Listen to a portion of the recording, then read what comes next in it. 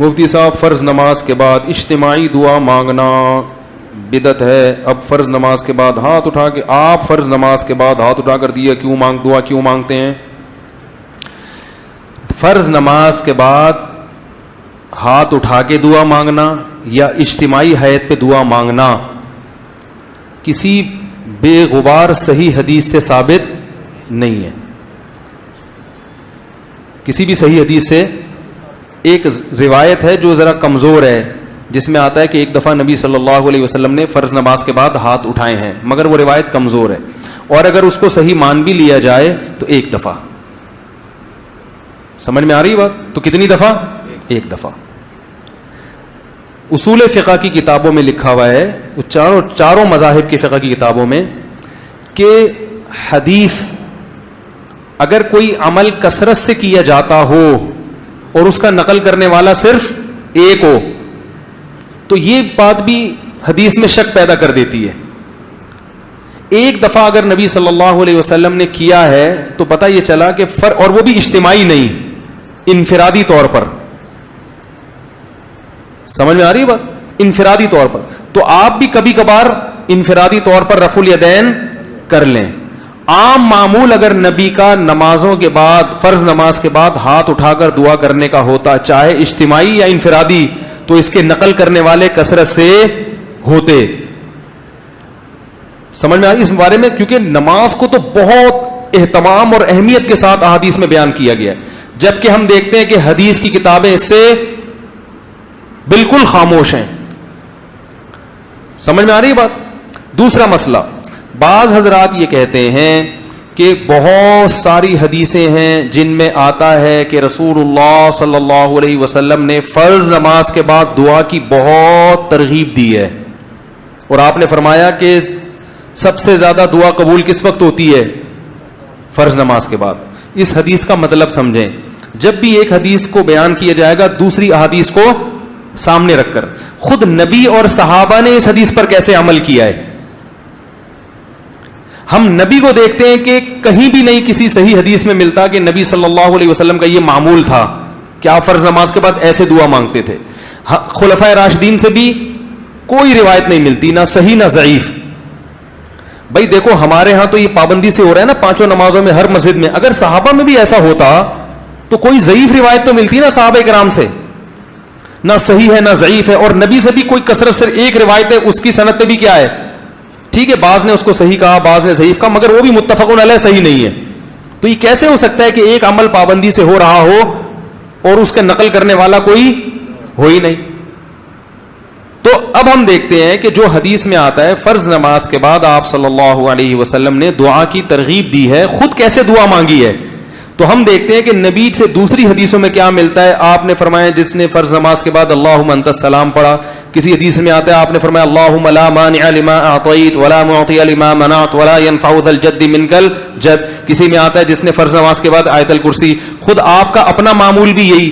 تو پتہ یہ چلا ان کلمات کو حدیث میں دعا سے تعبیر کیا جا رہا ہے. یہ وظائف ہیں. وظیفہ اس دعا کو کہتے ہیں جن کے یعنی لگے بندے کلمات ہوں, اس کو بھی دعا سے تعبیر کیا جاتا ہے. اس کی مثال ایسے ہے جیسے ہم کہتے ہیں افطار کی دعا, آذان کے بعد کی دعا, مسجد میں داخل ہونے کی دعا, مسجد سے باہر نکلنے کی دعا. تو وہ دعا کیا ہے؟ اللہم افتح لی ابواب رحمتک, مخصوص کلمات. اذان کے بعد کی دعا کیا ہے؟ اللہم رب ہذہ الدعوۃ التامہ. تو فرائض کے بعد جو دعا ہے وہ بھی کیا ہے؟ آیت الکرسی, اللہم انت السلام, اللہم لا مانع لما اعطیت. یہ کلمات, ان کلمات کو کیا کہا گیا ہے؟ بولو بھائی, دعا. اور ابن تیمیہ رحمہ اللہ کی رائے یہ ہے جو تفرد ہے کہ فرض نماز کے بعد سے مراد ہے جو اتحیات کے درود شریف کے بعد ہم دعا پڑھتے ہیں, رب اجعلنی مقیم الصلاۃ ربنا آتنا, جو کیونکہ حدیث میں آتا ہے دبور کل صلاۃ. تو دبر کا جو لفظ ہے عربی میں وہ بعد کے معنی میں بھی استعمال ہوتا ہے اور اینڈ کے معنی میں بھی. ابن تیمیہ رحمہ اللہ کہتے ہیں کہ جو ہم نماز کے آخر میں اتحیات پڑھتے ہیں پھر درود شریف پڑھتے ہیں, اس کے بعد جو دعائیں کرتے ہیں نا, تو فرض نماز کے بعد سے مراد کیا ہے؟ یہ والی. لیکن یہ ان کا تفرد ہے. ہم کہتے ہیں ایسا نہیں بلکہ سلام کے بعد. مگر دعائیں کون سی؟ وہ جو منقول ہیں. یہاں تک میں سمجھا پایا اپنی بات؟ آگے چلیں. اور نبی صلی اللہ علیہ وسلم نے مختلف مواقع پر مختلف وظائف پڑھے ہیں فرض نماز کے بعد, کبھی آیت الکرسی, کبھی اللہم انت السلام. تو ہم یہ کہتے ہیں, دوسری طرف حضرت عائشہ رضی اللہ تعالی عنہا کی حدیث ہے کہ آپ صلی اللہ علیہ وسلم فرض نماز کے بعد اللہم انت السلام کے بقدر بیٹھتے تھے اور پھر کھڑے ہو جایا کرتے تھے. ان دونوں حدیثوں کو ملا کے پتہ چلتا ہے کہ فرض نماز کے بعد جتنے وظائف منقول ہیں یہ سارے نہیں پڑھنے, کبھی کوئی اور کبھی کوئی.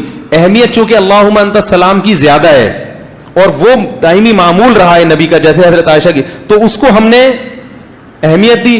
اور ہم کہتے ہیں کہ پھر آپ فوراً کھڑے ہو کر سنتوں میں مشغول ہو جائیں, باقی وظائف اور تسبیحات آپ پڑھیں سنتوں کے بعد. اس طرح تمام حدیثوں میں تطبیق. اور اہل حدیث حضرات یہ کہتے ہیں کہ نہیں, فرض نماز کے بعد ہی آپ تمام معمولات پورے کریں, اس کے بعد سنتیں پڑھیں. تو یہ علماء میں ایک اختلاف ہے, لیکن ہاتھ اٹھا کے دعا مانگیں جیسے ہمارے ہاں رائج ہے, یہ کہیں بھی نہیں ہے. حتیٰ کہ چاروں, یہ تو اب یعنی اہل حدیث میں بھی نہیں ہے, وہ تو سب کو پتا ہے نہیں ہے. یہ فقہ حنفی میں بھی نہیں ہے, فقہ شافی میں بھی نہیں ہے, فقہ مالکی میں بھی نہیں ہے, اور فقہ حنبلی میں بھی نہیں ہے. کیونکہ فقہ حنفی کی کتابیں بھی اس سے خالی, فقہ مالکیہ, شافعیہ, حنابلہ, ان کی کتابیں بھی اس سے بالکل خالی. نہ صرف خالی بلکہ اس کے مخالف. فتاوی عالمگیریہ فقہ حنفی کی کتاب ہے نا, اس میں لکھا ہے کہ امام کو چاہیے کہ سلام پھیرنے کے بعد اللہم انت السلام کے بقدر بیٹھے اور اس کے بعد کھڑا ہو جائے. یہ کہیں بھی نہیں لکھا کہ اس میں کیا کرے, اجتماعی دعا مانگے یا انفرادی دعا مانگے, کہیں بھی نہیں لکھا ہوا, بلکہ اس کے خلاف لکھا ہوا ہے. تو اس لیے یہ فقہ حنفی میں بھی نہیں ہے.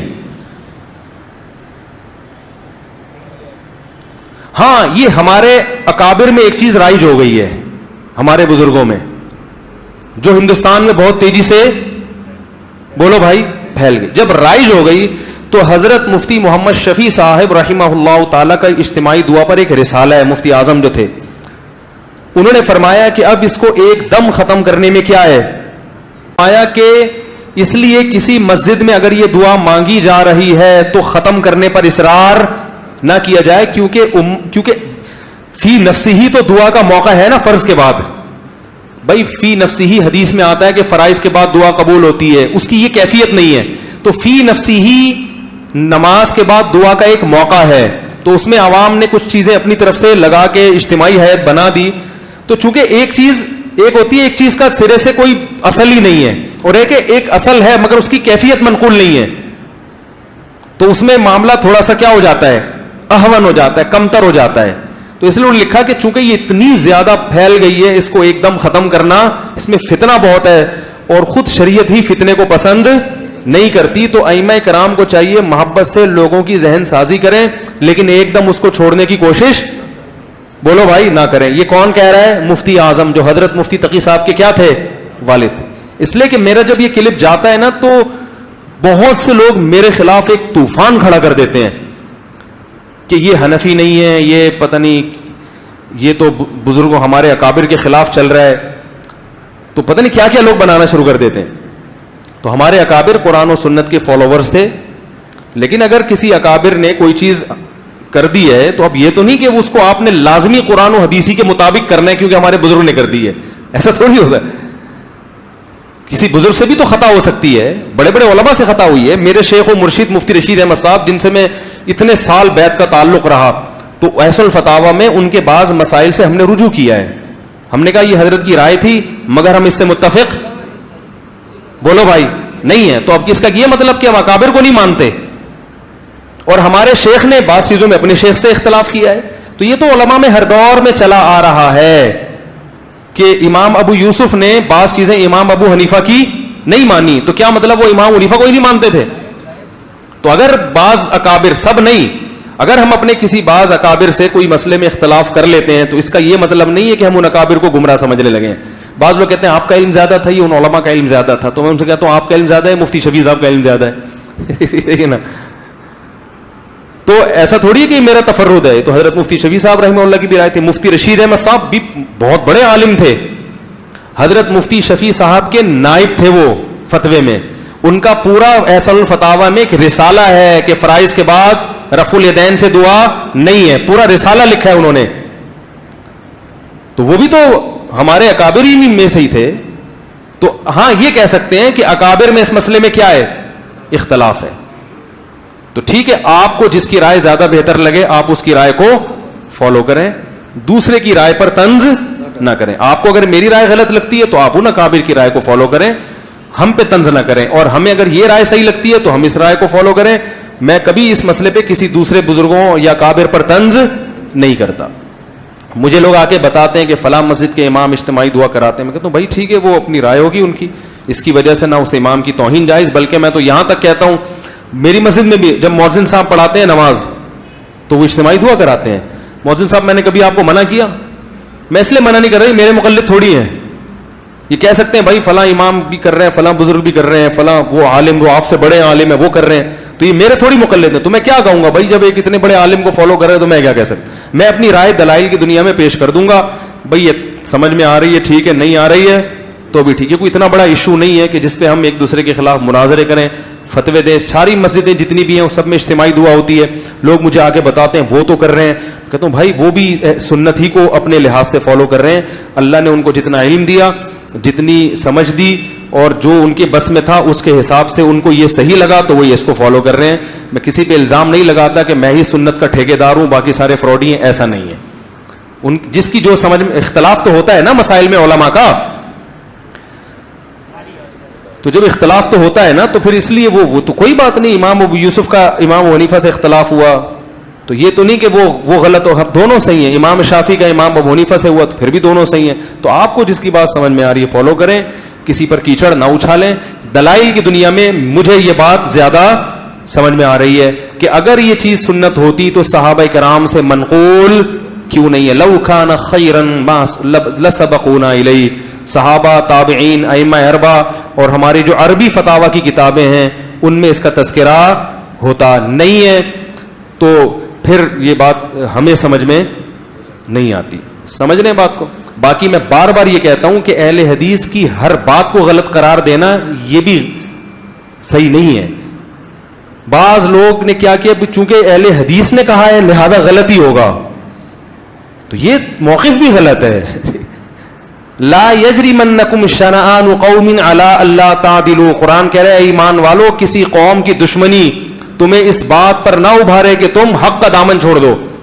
اگر اہل حدیث نے کوئی بات درست کی ہے تو آپ کو ماننی چاہیے, غلط کی ہے تو آپ کو بتانا چاہیے. ہم اس تو اہل حدیث کی بہت سی چیزوں کو ہم غلط بھی کہتے ہیں لیکن بہت سی چیزوں کو ہم صحیح بھی کہتے ہیں, اور بہت سی چیزوں کو ہم یہ کہتے ہیں کہ اس میں دونوں طرف احتمال ہے, دونوں رائے, اجتہادی مسئلہ ہے, یہ بھی صحیح ہو سکتا ہے وہ بھی صحیح ہو سکتا ہے.